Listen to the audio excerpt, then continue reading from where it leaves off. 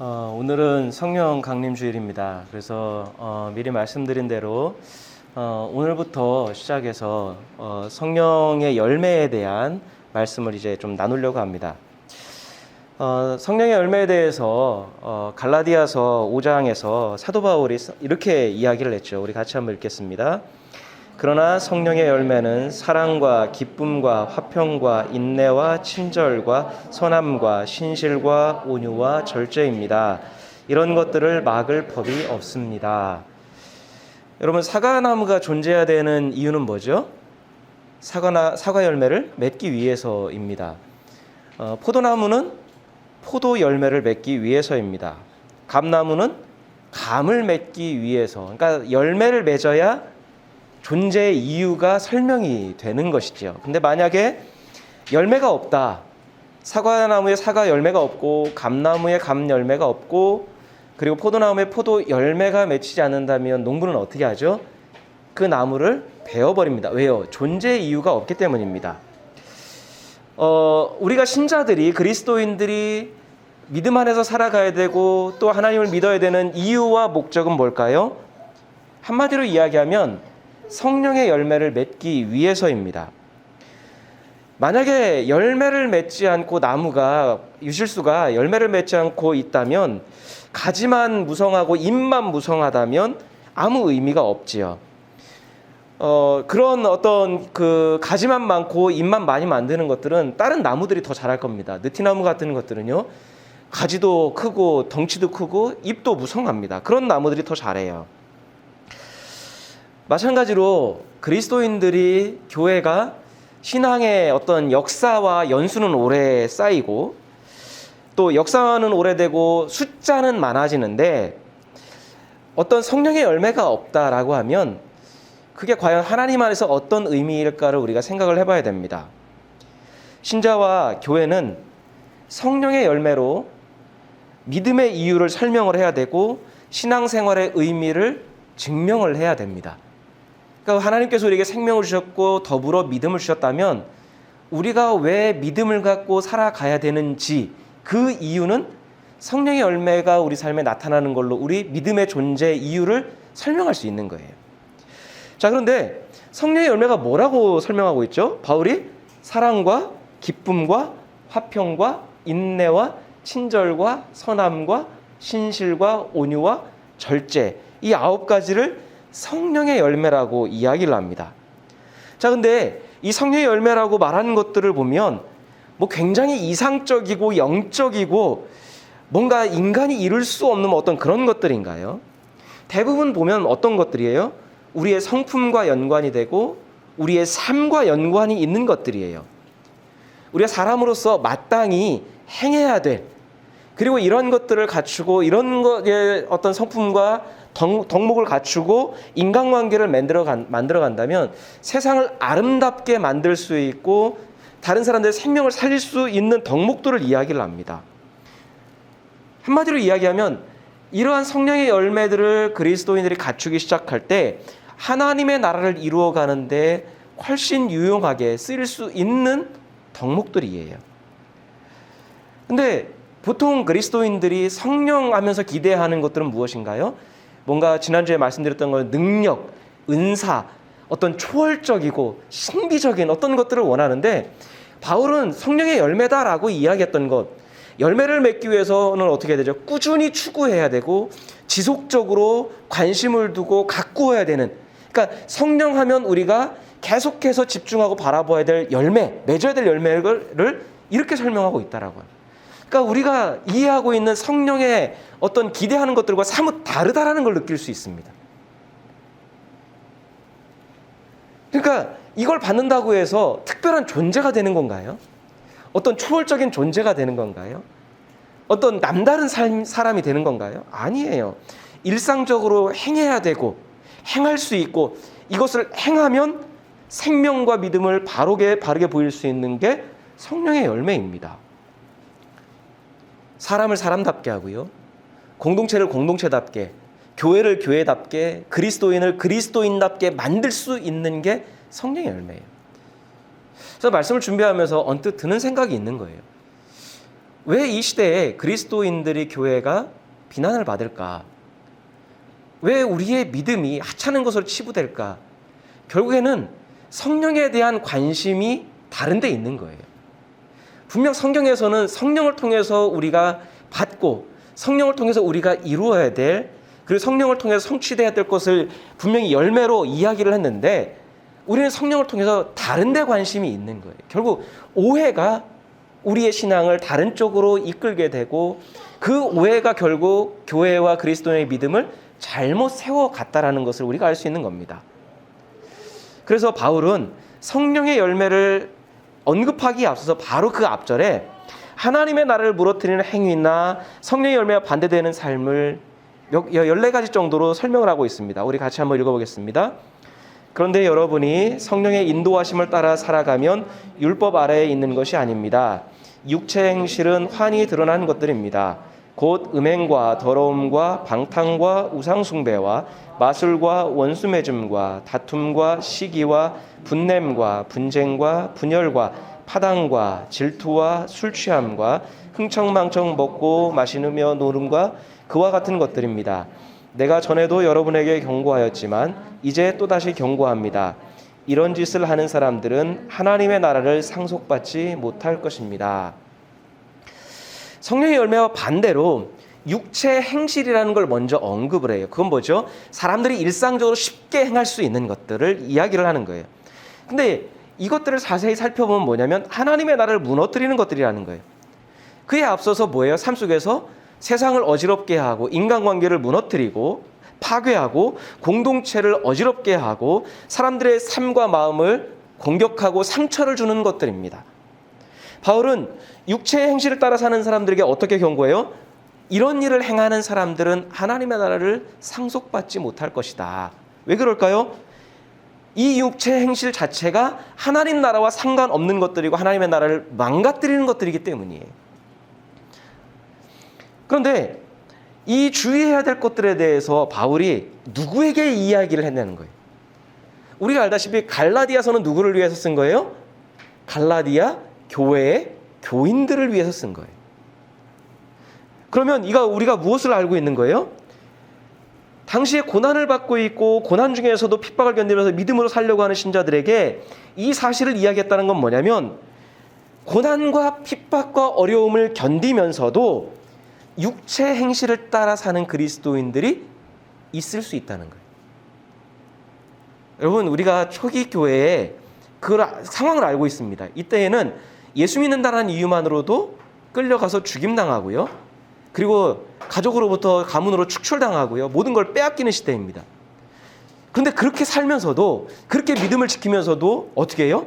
믿음이 있는데 한편으로는 어떻게 행하는 거예요? 육체 행실을 따라서 행하고 있는 거예요. 모진 고난을 견디면서 믿음을 붙잡는 것처럼 보이는데 실상은 하나님 나라와 상관없는 삶을 살 수 있다는 거예요. 우리는 고난을 견디면 또 핍박을 견디면 믿음이 좋다라고 생각하는데 믿음이 순수할 거라고 생각하는데 그렇지 않을 수도 있다는 거예요. 그래서 이 육체 행실과 성령의 열매를 언급하기 전에 바울은 이러한 전제를 둡니다. 우리 같이 한번 읽겠습니다. 내가 또 말합니다. 여러분은 성령께서 인도하여 주시는 대로 살아가십시오. 그러면 육체의 욕망을 채우려 하지 않을 것입니다. 육체의 욕망은 성령을 거스르고 성령이 바라시는 것은 육체를 거스릅니다. 이 둘이 서로 적대 관계에 있으므로 여러분은 자기가 원하는 일을 할 수 없게 됩니다. 자, 바울은 그리스도인들에게, 신자들에게 그 안에 마음속에 두 가지가 존재한다는 것을 깨우쳐 줍니다. 하나는 성령께서 믿음을 우리가 갖던 순간부터 하나님의 뜻대로 우리를 인도하시고 우리에게 가르쳐 주시고 우리에게 예수님의 말씀을 생각나게 하시는 것 하나. 근데 동시에 뭐가 존재해요? 성령의 그 인도하심과 뜻을 거스르는 육체의 욕망. 우리가 인간인지라 육체를 입고 있는지라 가지고 있는 이 육체의 욕망이 동시에 존재하고 있다는 것을 깨닫게 해주는 거예요. 그리고 신자는 그 중에 하나를 반드시 선택하게 된다는 거예요. 선택할 수 있는 자유가 우리에게 있다는 겁니다. 그러니까 성령께서 우리에게 하나님의 말씀과 생각과 의지를 우리에게 주시지만 그걸 무시하고 독단적으로 행하시는 분이 아니라는 거예요. 우리에게 하나님의 뜻과 선한 길을 가르쳐 주십니다. 그리고 선택은 우리에게 맡기시는 거예요. 우리는 그 어느 하나를 선택하게 되면 하나를 버리게 되는 거예요. 그래서 선택에 대한 책임은 누구에게 있는 거예요? 우리에게 있는 거예요. 믿음을 주셨고 가르침을 주셨는데 우리가 우리의 육체의 욕망을 따라서 육체 행실을 행하면 그 선택에 대한 책임은 우리가 지게 되는 거예요. 어느 한쪽을 반드시 선택하게 되고 그 결과는 정반대로 나타나는 거예요. 그래서 성령의 뜻에 우리가 하나님의 말씀에 우리가 창념해서 우리가 계속 그쪽을 갖고 가면 우리에게 어떤 삶이 맺히는 거예요? 성령의 열매가 맺히는 것이고, 육체의 욕망을 끊임없이 선택하게 되면 우리의 삶에 믿으면서도 어떤 게 나타나는 거예요? 육체 행실이 나타나는 거예요. 그러니까 우리 삶에 나타난 모습들을 보면, 신앙생활을 하면서 우리 삶에 변화된 어떤 삶의 열매들을 보면 그 사람이 무엇을 중요하게 생각했고 어떤 삶을 살았는지를 알 수 있는 거예요. 그러니까 예배 많이 드렸다, 신앙생활 오래 했다, 그걸로 우리의 믿음을 척도를 가늠하는 게 아니라 그 사람의 삶 속에 어떤 성품과 인격과 삶의 열매를 맺고 있는가, 그 사람의 삶 속에서 나타나는 게 우리가 살펴보는 것처럼 어떤 성령의 열매가 점점 맺히고 자라고 있는가를 보면서 그 사람의 믿음을 가늠할 수 있게 되는 거예요. 그래서 삶의 열매를 보면 그 사람이 성령과 꾸준히 동행했던 사람인지 아니면 육체의 욕망을 꾸준히 추구했던 사람인지가 드러나게 되는 겁니다. 그러니까 우리가 이 이해를 가지고 성령의 열매가 무엇인지를 하나씩 살펴보려고 합니다. 자, 바울이 성령의 열매 중에서 가장 첫 번째 언급한 게 무엇이죠? 사랑입니다. 자, 성경에서 신자들에게 제일 많이 하는 명령이 바로 사랑하라 라는 명령입니다. 하나님의 속성에 대해서 성경에서 이야기할 때 하나님을 뭐라고 표현하죠? 하나님은 사랑이시다 라고 표현을 해요. 그래서 아마 그리스도인들이 제일 많이 말하는 게 사랑이라는 단어일 거예요. 그런데 반면에 제일 실천하지 못하고 제일 말로만 끝나는 것도 사랑입니다. 그러니까 사랑 진짜 하고 싶은데 잘 안 되는, 그래서 그것 때문에 괴로운 게 바로 사랑이라는 이 덕목입니다. 자, 그런데 사랑이라는 이 성령의 열매를 우리가 어떻게 맺을까? 말씀을 이렇게 보다가 하나를, 예수님의 말씀에서 하나를 찾게 됩니다. 여러분, 세상에 있는 모든 것들은 다 가격이라는 거에 매겨져 있습니다. 이 안에도 여러 가지 많은 물건들이 있지만 이 안에 이 가격들이 다 매겨져 있어요. 그러니까 얼마나 물질과 시간을 들여서 만들었는지, 얼마나 희귀한 것인지, 얼마나 유용한 것인지에 따라서 가격이 매겨져 있어요. 그리고 사람들은 그 가격표를 보고 이게 그 가격에 합당하다고 생각하면 구입을 하는 것이고, 너무 비싸다고 생각하면 그것을 구입하지 않는 거죠. 여기 솔직히 이제 그림들이 있지만은 저는 그림을 볼 줄 몰라서 왜 저 그림이 100만 원이 돼야 되는지 도저히 이해가 되지 않아. 그러니까 저는 그 가치를 모르기 때문에 어떻게 해요? 10,000원이라도 사지 못할 것 같아요. 근데 어떤 사람들은 그림의 가치를 아는 사람이면 그냥 저거를 100만 원 주고 사겠지요. 그러니까 이렇게 어떤 가격표가 매겨져 있어요. 지식과 힘과 기술에 대한 것도 가격이 매겨져 있습니다. 사람들이 이력서를 내면 그 이력서는 뭐가 있는 거예요? 내가 이만한 가치가 있는 사람이다. 당신 회사에 이만한 가치가 있는 사람이라고 이력서를 통해서 증명을 하려고 하는 거죠. 그리고 회사에서도 그걸 보면은 그 이력서를 보고 이 사람이 그만한 가치가 있는 사람이다라고 생각하면 그만한 연봉을 주고 그 사람을 채용을 하는 거예요. 그러니까 우리가 버스를 타는 거나 지하철을 타는 거나 전기와 수도를 사용하는 거나 심지어 강의를 듣는 거나 목욕을 하는 거나 이발을 하는 거, 모든 것에 비용이 지불되게 돼 있습니다. 그것을 이용하는 사람은 그 비용이 합당한지 지불하는지, 우리는 지불할 만한 것인지 끊임없이 생각을 해요. 자, 그리고 물건을 사고 서비스를 받는 그런 것만 계산하나요? 돌아보면 봉사하는 것도요, 어떤 단체에 우리가 기부하는 것도요, 나름대로 계산을 합니다. 우리가 사람들을 돕는 순간에도 어느 순간에 계산을 하는 것 같아요. 내가 베풀고 도운 만큼 반드시 어떤 변화가 나타나고 결과가 있어야 된다고 생각합니다. 그래서 내가 도왔는데 그만큼의 결과가 나오지 않으면 어떻게 합니까? 봉사도 중단하고 자선과 기부도 중단하게 됩니다. 의미가 없다고 생각을 하는 거예요. 왜 그럴까요? 속으로 우리가 나름대로 계산을 한 거예요. 내가 이만큼 하면 이런 효과가 나타날 거야. 내가 이만큼 기부를 하면 이만큼의 어떤 기대를 우리가 갖고 있는 거죠. 그만큼의 변화가 있어야 된다고 생각합니다. 그런데 우리가 하나 말씀을 이렇게 들어가기 전에 주의해야 될 것이 무엇이냐면, 근데 우리가 이렇게 합당하게 어떤 계산하는 게 무조건 나쁘다라고 이야기하는 게 아닙니다. 차후에 이야기할 것들이요. 그러니까 우리가 어떤 설교나 어떤 성경을 읽다 보면 좀 약간 우리가 어떤 극과 극으로 흐르는 경향이 있는 것 같아요. 그러면 우리가 계산하지 말라는 건가? 합리적인 걸 고려하지 말라야 되는 건가? 어떤 합당한 어떤 계산을 우리가 배제해야 되는 건가? 우리가 거기까지 가는데 그게 아니라 인간관계에 있어서 어떤 원리를 이야기하는 거예요. 예수님께서 말씀하신 원리를 이야기하는 것이지 어떤 극단적으로 흐르는 것은 아닙니다. 자, 우리가 이게 어떤 사람 인간관계를 살펴보면 우리는 앞에서 얘기했던 것처럼 합리적인 어떤 계산을 하는데요. 근데 우리가 이 어떤 계산과 합리성을 계산하는 이 마음에 사랑이라는 것이 개입되는 순간에 우리에게 어떻게 될까요? 계산이 무뎌지게 됩니다. 모든 것을 딱딱딱딱 어떤 산술 하듯이 이렇게 딱딱딱딱 계산하는 마음이 무뎌지게 됩니다.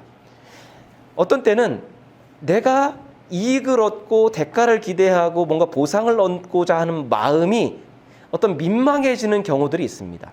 그거는 사랑이라는 것이 어떤 개입하는 순간이라는 거죠.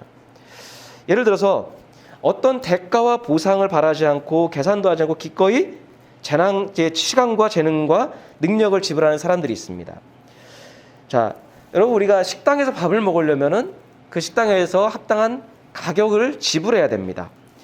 그 식당이 집밥보다 맛이 없어도 반찬의 가짓수가 적어도 반드시 비용을 지불해야 됩니다. 하지만 같은 밥이라도요, 집에서 엄마가 해주는 밥을 할 때는 그거는 보상을 바라고 하는 건가요? 내가 이만큼 해줬으니까 가족들이 나한테 이만큼 해줄 거야. 이만큼 나한테 돈을 줄 거야. 물질을 보상해 줄 거야. 이런 마음으로 하나요? 그냥 사랑이라는 마음으로 가족들을 위해서 매일매일 식사를 준비하고, 그리고 가족들이 맛있게 먹는 자체가 행복이고 기쁨이 되는 거죠. 그럼 누군가가 아파요. 그러면 간병인을 고용하면 어떻게 되나요? 날짜와 시간에 따라서 그 비용을 지불해야 됩니다. 이 사람의 생명이 아무리 경각에 달려있고 위험하다 하더라도 간병인은 날짜와 시간이나 중증도에 따라서 계산을 합니다. 근데 가족 중에 누군가가 아프면 가족들이 돈을 받고 간병을 해주나요? 그렇지 않죠. 밤새워서 내가 피곤해도 돌보고, 그리고 모든 것을 주더라도 대가와 보상을 바라지 않아요. 건강해지기를 바라는 그 마음에. 그러니까 이 차이가 뭘까요?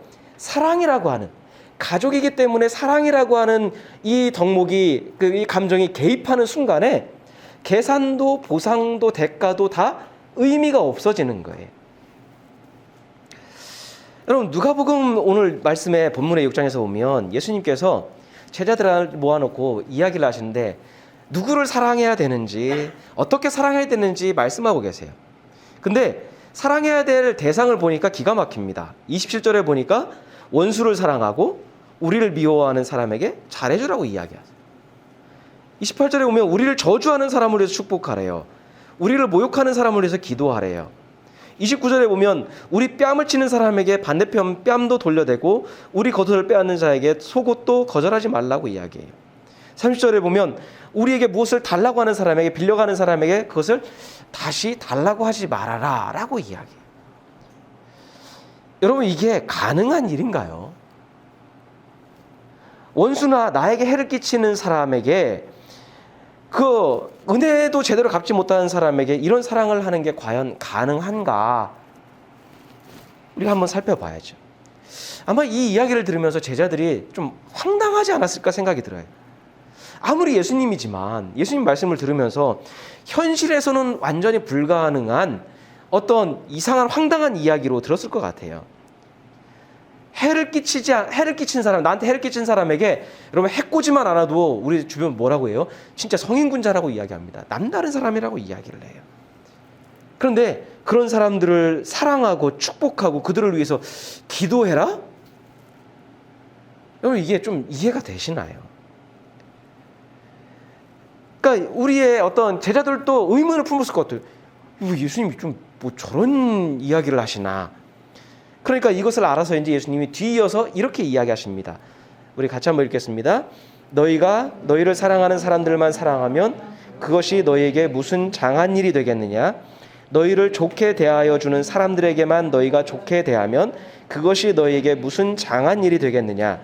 도로 받을 생각으로 남에게 꾸어주면 그것이 너희에게 무슨 장한 일이 되겠느냐? 여러분, 일반적으로는요, 우리를 사랑하는 사람만 사랑하는 게 맞아요.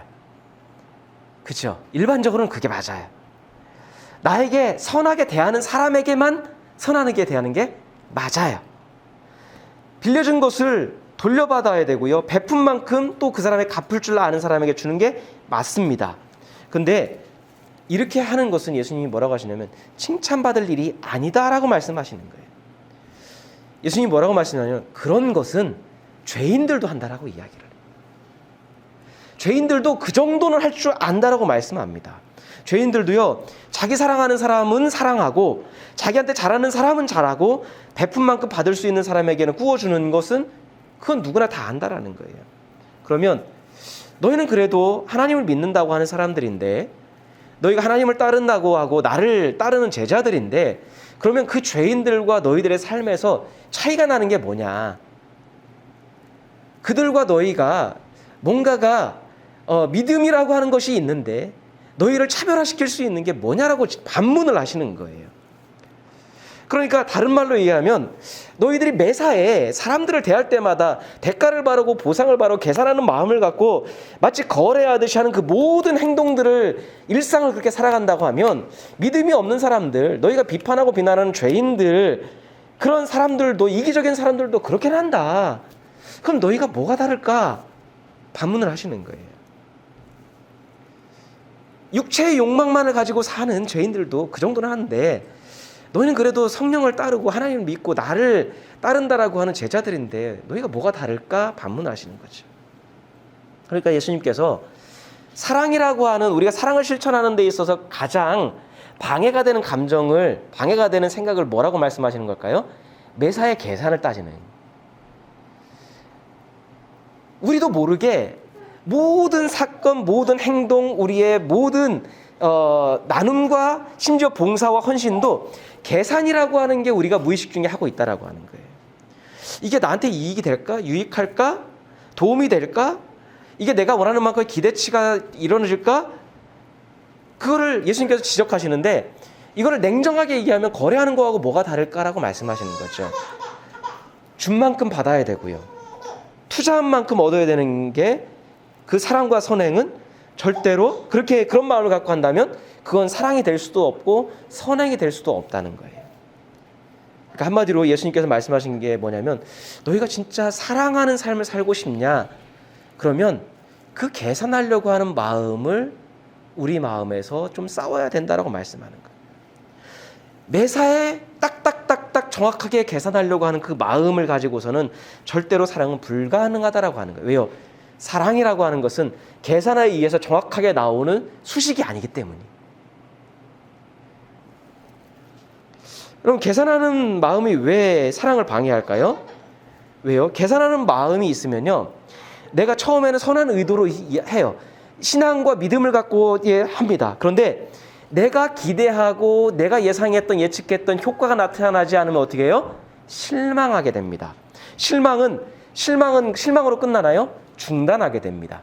포기하게 됩니다. 안 하게 돼요. 자, 그런데 그 실망이라고 하는 게 꼭 타인에게만 나타나나요? 아니에요. 가족에게도 나타나고 심지어 자녀에게도 나타납니다. 기대한 만큼 실망하는 거죠.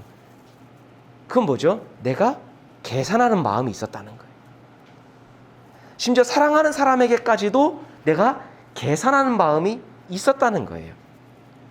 바라는 게 있었다라는 겁니다. 그래서 예수님이 35절에서 이렇게 말씀합니다. 같이 읽겠습니다. 그러나 너희는 너희 원수를 사랑하고 좋게 대하여 주고 또 아무것도 바라지 말고 꾸어 주어라.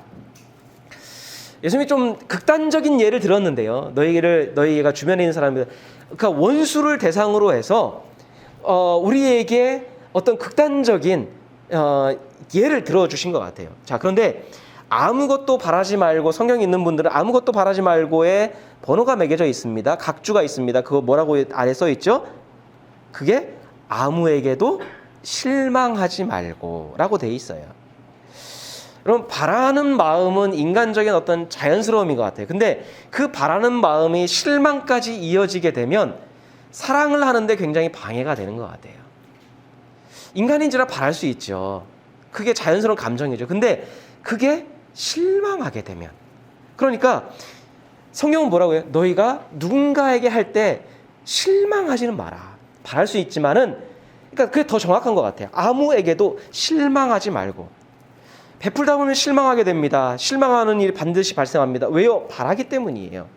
대가와 효과를 기대하기 때문이에요. 하지만 그 실망하는 마음을 우리가 싸우다 보면 계산하는 마음이나 그 모든 것들이 우리에게 사라지게 될 거라는 거죠. 나의 사랑과 선대에 대해서 상대방이 어떻게 반응할까? 우리가 그렇게 하지 말고 계산하지 않고 내가 해야 될 일, 이게 내가 해야 될 일인가 아닌가? 내가 그리스도인으로서, 내가 때로는 자식으로서, 내가 어떤 믿음을 가진 그리스도인으로서 해야 될 일인가 아닌가로 우리가 판단하는 것이지, 내가 한 이것이 어떤 효과를 내게 가져올 것인가, 이걸 통해서 상대방이 어떻게 나에게 대할 것인가를 계산하게 되면 사랑이라는 게 힘들게 된다는 거예요. 그래서 쉽지 않고 정말 어려운 일이지만 우리가 사랑하기 위해서 가져야 될 마음은 뭐예요?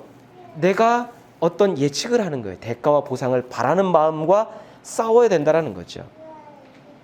그런데 신자들이 이렇게 사랑해야 되는 이유가 있어요. 하나님은요, 우리에게 먼저 보여주시고 베푸신 만큼 우리가 그것을 하기를 원하세요. 우리가 하지 않았는데 우리에게 주시지 않고선 요구하시는 법이 없습니다. 자, 그렇게 하는 이유가 뭐예요? 우리 누가 35절입니다. 그분은 은혜를 모르는 사람들과 악한 사람들에게도 인자하시다. 하나님이 우리에게 그렇게 하셨다라는 거예요. 하나님께서는 은혜를 모르는 자도 악한 자에게도 인자하시다라는 거예요. 그들을 사랑하고 그들에게 자비를 베푸신다라는 거예요. 여러분, 우리가 하나님이 계산을 못하실까를 생각을 해보면요, 하나님만큼 계산이 정확하신 분이 없는 것 같아요. 자, 하나님이 우리를 구원하시기 위해서 먼저 선행하신 조건이 있었습니다. 그게 뭐예요? 우리가 죄인이에요. 은혜를 몰라요. 악한 사람들이었습니다. 근데 우리를 아무 조건 없이 구원하셨나요? 아니에요. 하나님은 철저한 정확한 대가를 지불하셨습니다. 뭐예요? 아들이신 예수 그리스도를 십자가에 죽이심으로써 죄에 대한 대가를 철저하게 정확하게 지불하셨습니다. 우리가 하나님을 모를 때, 아무런 자격이 없을 때 우리를 사랑하셨습니다. 그 사랑으로 우리를 구원하신 거예요. 그러니까 계산을 하려면 이렇게 해야 된다는 거예요. 우리가 하나님께 사랑을 받았잖아요. 그러면 우리가 사랑하기 위해서 늘 생각해야 되는 건 뭐예요? 하나님이 나에게 주신 것이 어떤 것인가? 하나님은 어떤 분이신가? 나는 하나님께 무엇을 받았는가? 우리가 우리의 계산대로 한다면 우리가 받은 만큼 줘야 되잖아요. 그럼 우리가 하나님께 받은 걸 주면 되는 거예요. 근데 우리는 무의식 중에 하나님께 우리가 받은 것은 생각하지 않고 내가 한 게 자꾸 더 크게 부각되는 거예요. 내가 이렇게 했는데, 내가 이만큼 줬는데 왜 나한테는? 그러면 우리는 하나님께 받은 은혜와 사랑만큼 하나님께 그런 그 기대치를 충족시켰는가? 하나님의 은혜만큼 우리는 부응하며 살고 있는가? 우리가 늘 매주 고백하며 기도하듯이 우리는 하나님의 기대치에 항상 못 미치며 살았어요.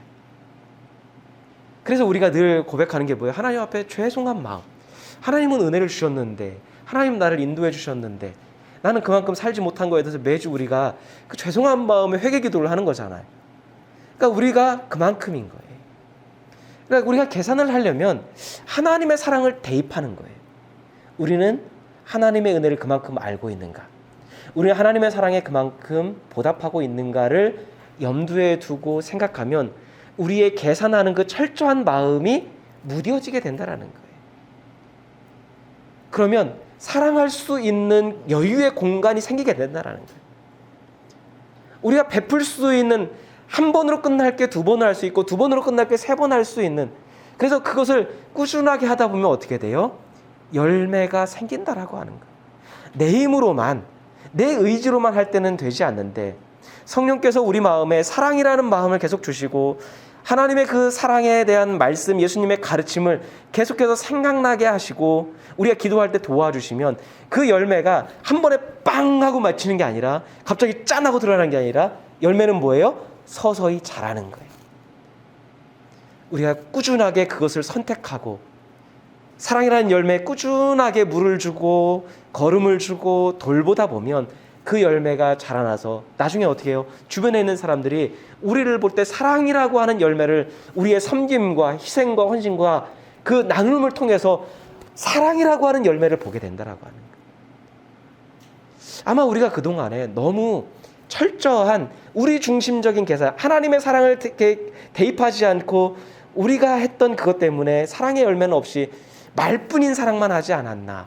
그래서 밖에 있는 사람들이 볼 때 예수쟁이들은 말만 잘해, 우리가 그런 평가를 듣지 않았나라는 생각을 합니다. 은혜를 모르는 우리가 하나님의 인자하심을 받았다면 우리의 사랑과 선대에 대한 은혜를 그 모르는 사람에게도 우리도 꾸준하게 인자하게 대할 수 있기를 바랍니다.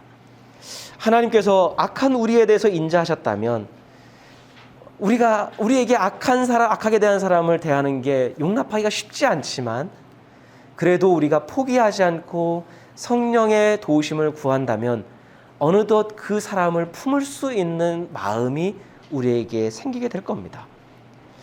얼만큼 하면 될까요? 하나님께 받은 만큼. 그러니까 우리가 되지 않을 때 하나님께 내가 무엇을 받았나? 그거를 우리가 생각하면 좋을 것 같습니다.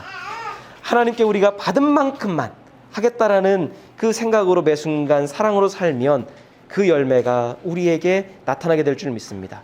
예수님께서 마지막에 이렇게 말씀하세요. 우리 같이 한번 읽겠습니다. 너희가 아버지께서 자비로우신 것 같이 너희도 자비로운 사람이 되라. 이 성경에서 말하는 이 자비가 사랑입니다. 하나님께서 너희한테 자비를 베푸셨지, 사랑 베푸셨지, 그러면 너희도 그런 사람이 되라. 자비를 받은 만큼 자비를 베풀 수 있는 우리가 되길 원합니다. 우리에게 주신 하나님의 자비를 삶 속에서 생각하고 품고 나아간 우리가 되길 원합니다. 육체의 욕망, 육체의 욕심이 아니라 성령께서 우리에게 생각나게 하실 때, 둘 중에 하나 선택해야 될 때, 그 순간에 기도하고 지혜롭게 선택함을 통해서 하나님의 성품, 사랑이라는 성령의 열매를 매적할 수 있는 우리가 될 수 있기 원합니다. 우리 함께 같이 기도하겠습니다.